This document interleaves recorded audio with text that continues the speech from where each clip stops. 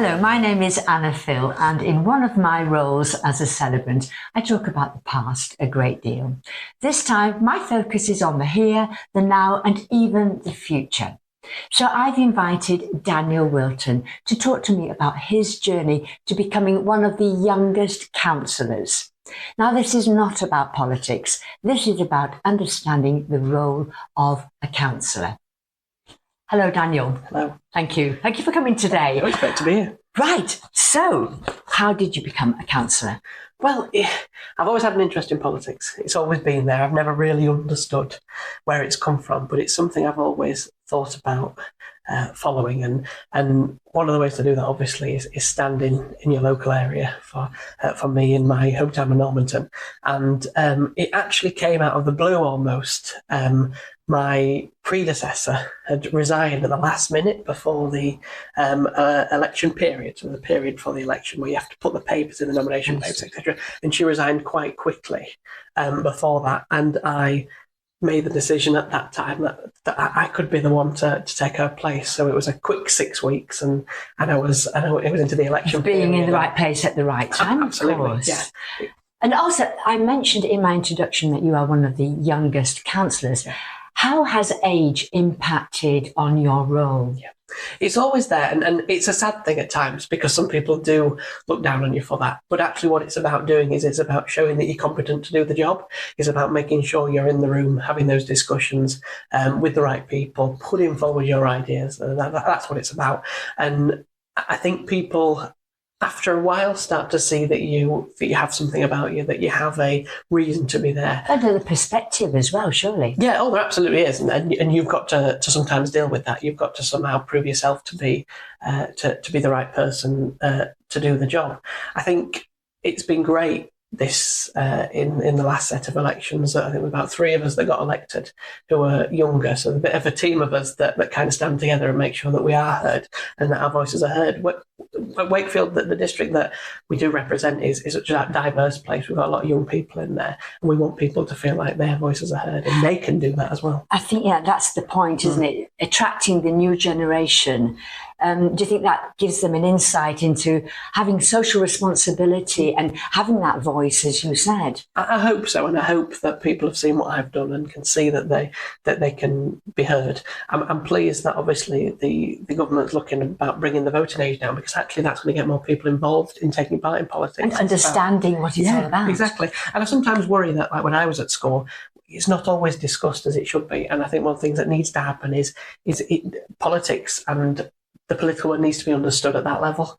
Many people come out of school and don't know anything about it. They don't even know it as they go through further education because it's just something that's not talked about. So how do we do that? And I think a young voice like myself is a way to do that. And I think to drive change, you have to be the change. Is that something? I mean, you've got social media as well. And I suppose an older generation hasn't really taken the grasp. That's probably wrong for me to say that. But there's so much more capabilities of getting messages out there. There absolutely is. And one of the things that I've done since being elected is use TikTok, for example, a social media site to try and engage with that younger audience. I do little videos of me walking around talking about what I'm doing. I do little roundups at the end of every month to kind of show what I've done through the month. But it's a different way to your Facebooks or your older style social media. This is the thing you pull up straight on your phone and it's there. And it's immediate, exactly, it's captured, exactly. And captured.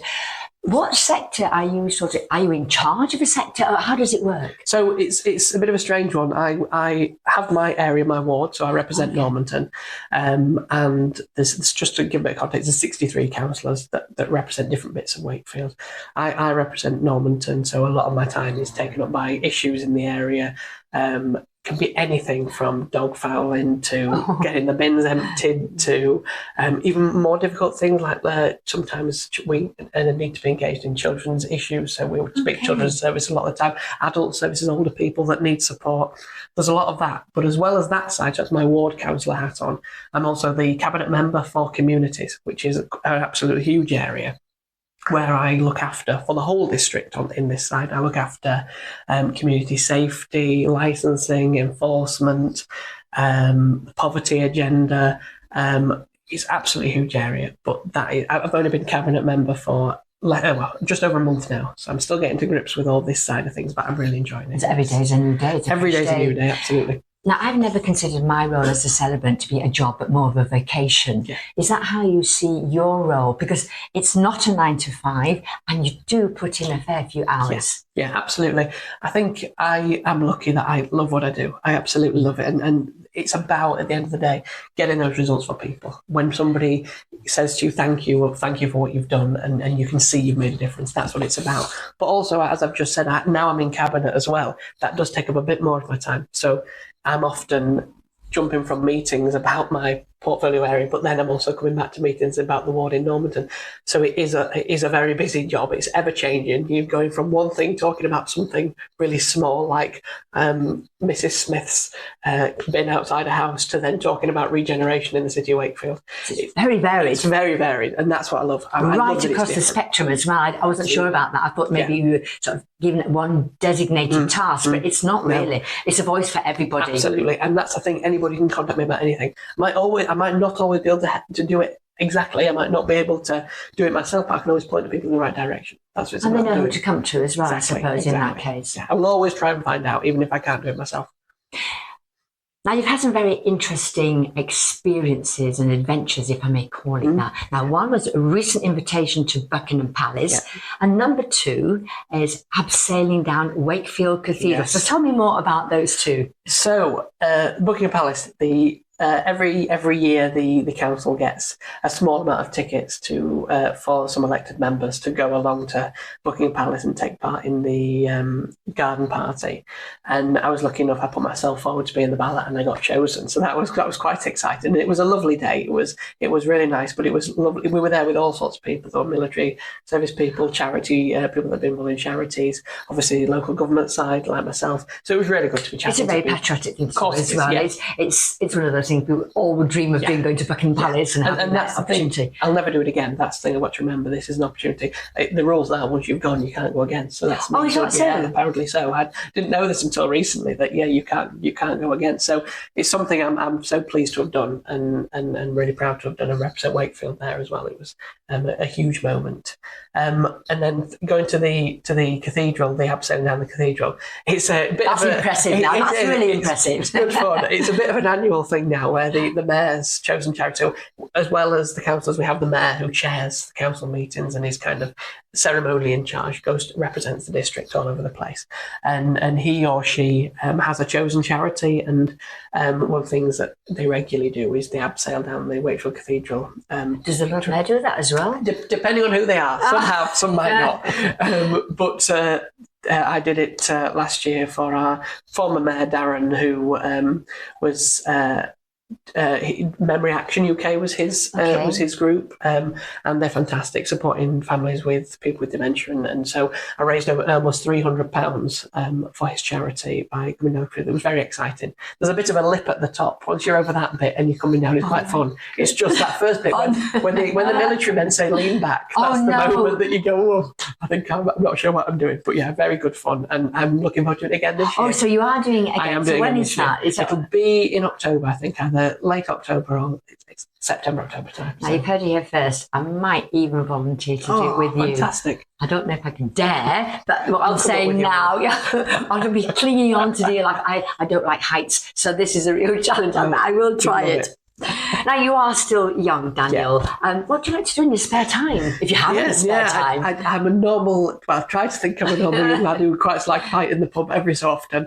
But as well as that, my interest, in fact, I always say, is I play in a brass band.